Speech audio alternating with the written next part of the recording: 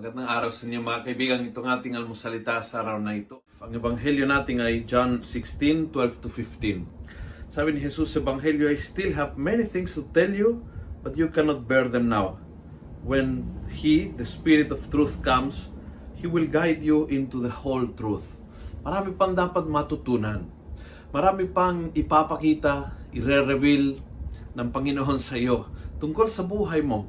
Maraming bagay na hindi lubos na nauunawaan at hindi ibig sabihin na walang saysay. Ibig sabihin na hindi tayo ready para lubos na mauunawaan ng mga bagay-bagay. Ang Espiritu ng Diyos ay maging gabay. But minsan you are not ready. Yun ang point ni Jesus ngayon. Minsan hindi tayo handa para malaman ang buong katotohanan. Kaya hinay-hinay lang. Kalma ka lang. Kalma ka lang. May plano ang Diyos at unti-unti ipapakita ang kanyang plano. Kung hindi mo lubos na nauunawaan, kung hindi mo naiintindihan ang galaw ng Diyos sa buhay mo, chill ka lang. Chillax. Kalma. Kalma. Huwag maging desperado. Huwag mag-isip agad na pinabayaan o kinalimutan o natutulog ang Diyos o kung ano-ano sinasabi nating kalma ka lang. May oras. Minsan, ang plano ay hindi malinaw dahil hindi tayo ready.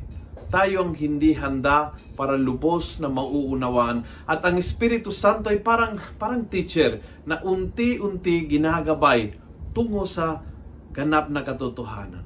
So, imbes na magreklamo, ma-depress o lumayo dahil hindi mo naiintindihan ang galaw ng Diyos, lalong lumapit ka sa Espiritu Santo, lalong humihingi ang gabay ng Espiritu Santo at unti-unti gagabayan ka sa kabuuan ng katotohanan. But when you cannot understand, remember, kalma lang. May oras, may time para lubos na ipapakita ng Diyos. He will reveal yung kabuuan ng kanyang plano para sa buhay. At kung nagustuhan mo ang video ito, pakiusap. Pass it on. Share with others. Click share now. Go to group chat or to Viber o Instagram. Ikalat po natin. Punuin natin ng good news ang social media. Gawin natin viral araw-araw ang salita ng Diyos. God bless.